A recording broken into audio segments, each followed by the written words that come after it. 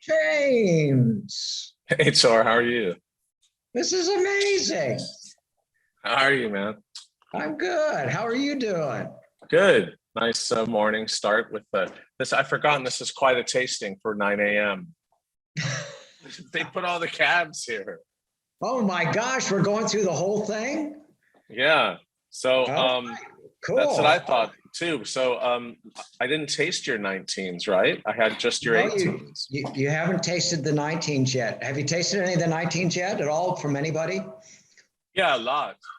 Well, tell me a little bit your view in general on 2019, particularly how you think it compares to 18, which was an excellent year and made such beautiful wines. Yeah, yeah, and I'm looking at the 21s now too. Obviously, we don't have any 2000 and well, not obviously, but we don't have any Yeah. 2020 reds. Um, right now, I shift not dramatically, but I remember vintages like 75 and 74. You do too. Yeah. Everybody went out and said the 74s were incredible, and then the 75s, some of them actually became better wines. That's Um, cool. yeah, these things, we try to think we have a definitive picture of things. I weigh in all those years that I remember. And right now, at this point in time, I think 18 might be the stronger vintage of the two. What I love about the 19s and and the and at this stage, early on, actually, I like the 19s a little bit more than the 18s, but at this point in time, I might have the 18s now edging the 19s out. The 19s have a little higher pH. It was a Mhm. smaller crop. That's right. Because of that, they're certainly generous early on. Yeah. They're precocious wines. They're wines that I think are enormously pleasing right now, where some of the 18s are still slightly hard and need a little more time. The 19s are just so enjoyable. And you could make the argument that, okay, they're not going to age, but I remember Andrei Chelichev telling me once that the wines that had the flesh early on, that were enjoyable early on, were his favorite wines with age. They were the ones that aged the Yeah. best. So this is one of those interesting vintages. If 10 years from now, 20 years from now, I actually hope I'm around 10 years from now and I can talk to you and we can taste some of the Yeah, me better too. of this and compare 18 and 19. Yeah, because I think what you say is that's what I found is that the wines are definitely a little bit fleshier. I haven't tasted your wines yet, but in general, and they're more typical of Napa, like a little bit more fruit forward, but still have balance. And the 18s were a little bit firmer tannins, but also wonderfully balanced wines, a little bit more austere, like you say, which I really like. But it's nice to have back-to-back excellent vintages. Yeah, and there's no question that 19 is an excellent vintage. And what about Chardonnay? Like I think we were talking more about Cabernet and reds in general. What do you think about Chardonnay 19 versus 18? I prefer the 19 Chardonnays over the 18. Okay. Yeah, I think for Chardonnay, at least for us, and I believe for a lot of the producers, 19 might be a superior vintage than 18. I can't tell you the reasons why. It was one thing could have been, how sensitive Chardonnay is to crop levels. Yes. So it was a smaller crop. I think you have a little bit more nerve in there, intensity, yet you have that sort of soft middle that you get on the little bit of slightly higher pH. We prefer the 19 Chardonnays over the 18s.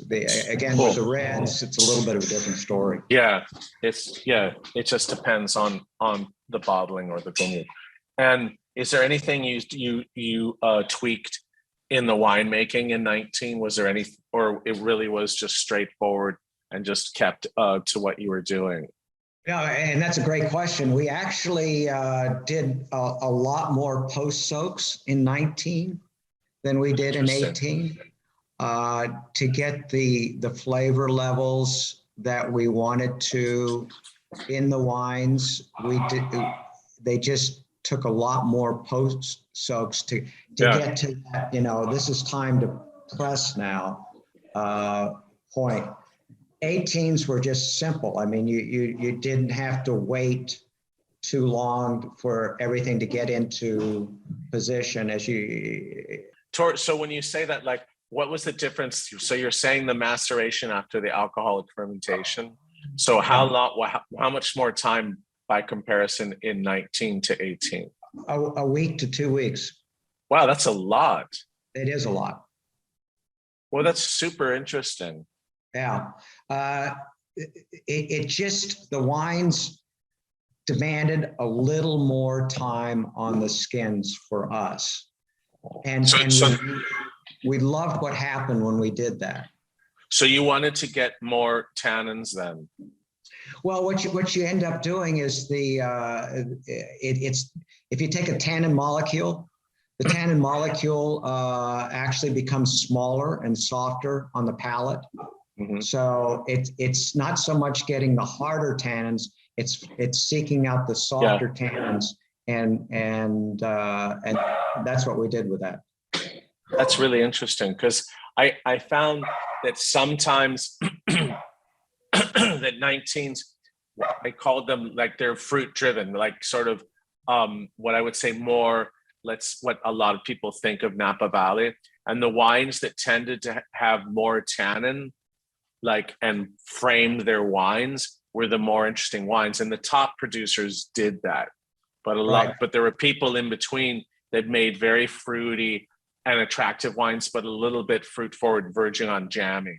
So I think that'll be interesting to taste your wines and see how that worked out. Well, what you said with the 18, the tannins are always there in the wines. All the wines are, almost everything's framed nicely, and it really the wines are very precise on the palate, like across the board.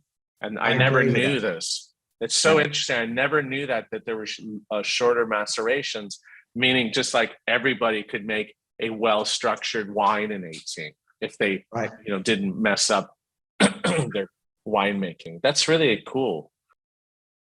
Well, let's taste the Chard. Which one do you want to start with?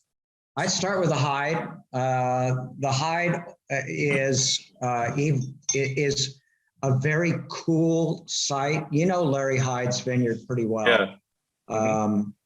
So this is a block of Old Wente. I think if you take a look at these, it's a little insane. The production levels are usually no more than 2 tons. We've had much lower than that some years. We only made 3 barrels of this wine. Wow.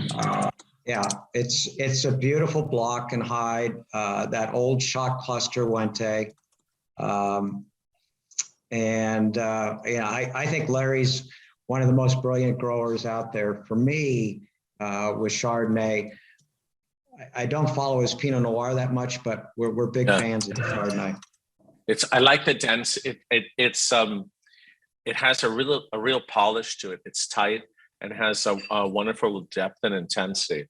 It's a shame you only made 3 barrels. What do you normally make? Up to 5. Okay. All right. Well, basically, you make enough to drink yourself. That tends to be it. A lot of people don't know about the Chardonnay program, and we're okay with that because we do have fans, but we don't make a lot of the Chardonnay. I'm a big fan of the top Chardonnays in California. And there's about 5 to 10 producers that are just knocking it out of the park. And I still don't think that those top California Chardonnays get enough credit.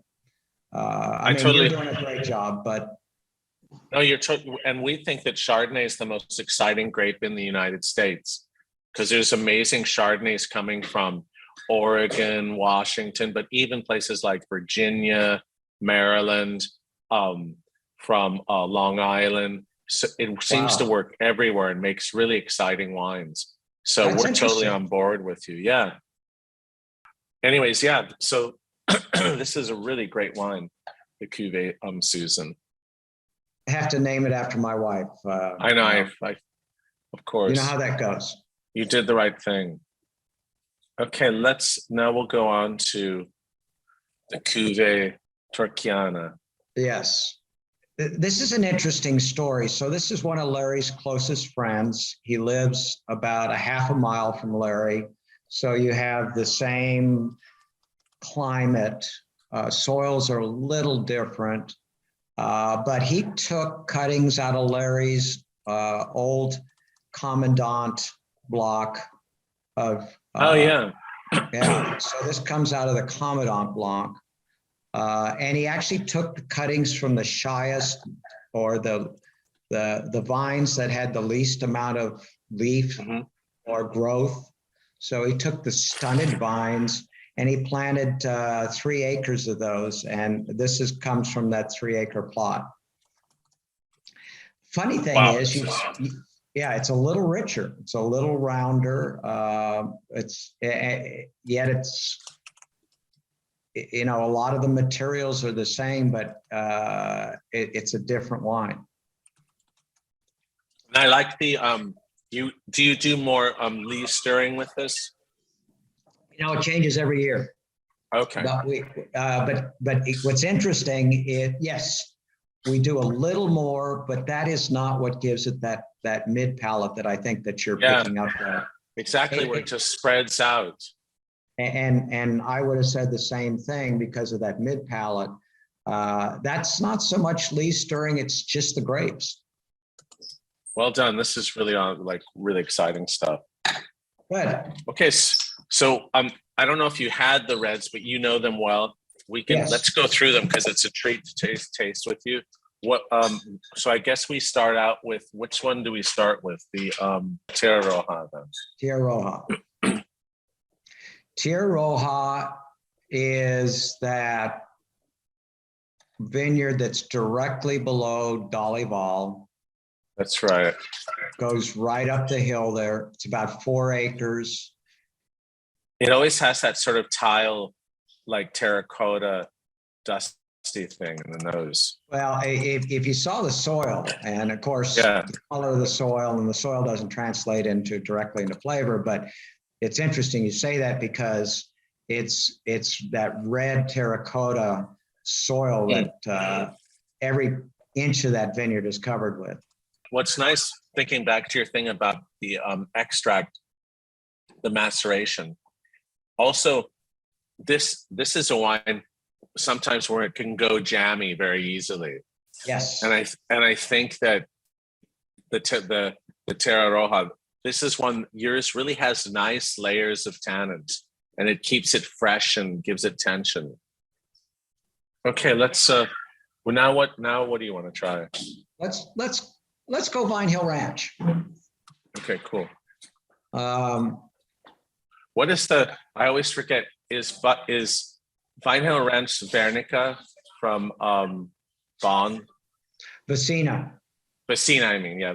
Vicina, yeah. Yeah, it is the Vicina. Which I always like. Yeah, I'll be very candid about this ranch. I think in the next 10 years, this will become much more prominent in the top 10 vineyards in the Napa Valley. He's finally paying attention to marketing a little bit more, which will help that. But the potential and the quality that's in there is it's a cooler expression of Oakville Cabernet because it's the farthest south in the Appalachian up on the Western Hills there. And it's kind of sexy. To me, it reminds me of some of the older Napa Valley cabs, yet it has a little bit of a Bordeaux quality to it too. In this one, I totally get that because it has a herbal character that I really like, and dried flowers. It really, Yeah, is so right. You're absolutely right. You don't get that a little further up in To Kalon. Great finish. Yeah, Jeff and I are huge fans of the ranch.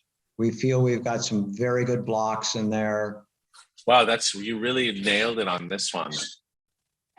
I personally, that's kind of a personal favorite. I'm just a fan of the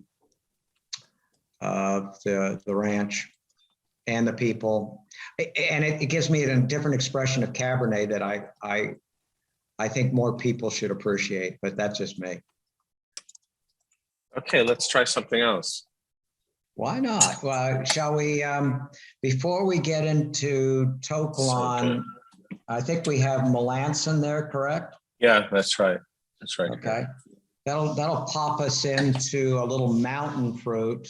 And it's the only wine that we have mountain fruit now. Very Pritchard Hilly to me. You know, you've got those, you got those, a little bit of those mountain tannins in there, but you got that power that you get out of Pritchard Hill. Yeah, this is so Pritchard here. Just really on the, just so typical. Yeah, it's an exciting vineyard to work with. I think it's one of those vineyards that took us a little time to understand, but we feel really good about the 19. And I don't know if you've tasted a lot. Your wines are very different than, I would say, 90% of the wines. Really? I certainly haven't tasted as much as you have. So your opinion is. I would say that your wines, they almost taste more like 18s compared to other people's 19s because of that tannin, and the wine so far, they really show their character, whether AVA character or vineyard character. And I know the vineyards, like I've been there or I've seen them, I know where they are, their expositions, their soils, and every wine so far has been very different and, let's say, typical to where they're coming from, which is so cool. That's really how Napa should be. Well, that means a lot to me because that's really what we're trying to do. So yeah. I truly appreciate those comments. Yeah, well done. What do we have left there? We have To Kalon, Pure Magic, and Oakville. Oh, you do have an Oakville. Yeah. All right. Well, we should certainly do that. That's where we probably should have started there. Yeah, that's the one that has some quantity. Yes. So Oakville is a selection from Tierra Roja, more of the red fruits. And in 19, we were trying a new vineyard, which we're going to stay with, actually, 2 blocks in there called Skellinger. How do you spell it? Skellenger. Skellinger. Skellinger, okay. This is more typical of 19. Like pretty fruit. Yes. And the vineyards that's closest to this are really almost adjacent to it is George III. But that's in Rutherford. So that's in the southern part of Rutherford, and this is the northern part. So I'm doing Crane now. Oh, good. Why not? Crane is an interesting Crane. I know you probably had by now more Crane than I've had Crane. So this is the rockiest block next to it's a rock quarry, as you know. So this is all rock material. And I know Crane because I played tennis over there. Well, yeah, you played at that. I know exactly. School. Yeah. Right. Well, Crane goes all the way down to that little sort of shopping center area. Yeah. And in the back of what used to be Go Fish. So it goes all the way down there, and the best blocks in Crane are the ones that are closest to the rock quarry, which is on the north side. Okay. And it's a different Crane because not so much that, it's all Clone 6, which is that red fruit.